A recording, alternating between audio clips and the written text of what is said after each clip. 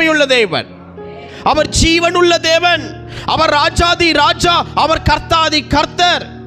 துதிக்கும் கனத்திற்கும் மகிமைக்கும் ஒரே ஒருத்தர் தான் பாத்திரர், அவர் நம் சர்வ வல்லமையுள்ள இயேசு கிறிஸ்துவே. எனக்கு அன்பானவர்களே, எத்தனை பேர் ஆமென் சொல்றீங்க?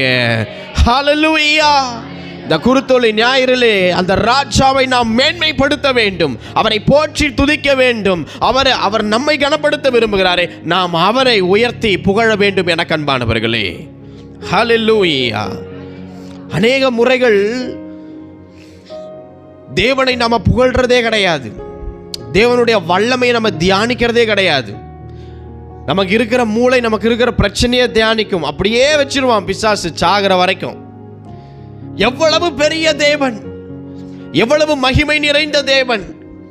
நமக்கு ஒரு கஷ்டம்னு வரும் பொழுது அங்கிருந்து வார்த்தைகளை அனுப்புகிறார், தரிசனங்களை கொடுக்கிறார், தேற்றுகிறார், பலப்படுத்துகிறார், நம்மளை தேற்றி ஆற்றி நடத்துகிறார். எவ்வளவு பெரிய தேவன். ஒருவனுக்கும் கிடைக்காத ஒரு பாக்கியம் சபை நமக்கு கிடைத்திருக்கிறது அன்பானவர்களே. ஹல்லேலூயா. எத்தனை பேர் இன்றைக்கு இயேசுவை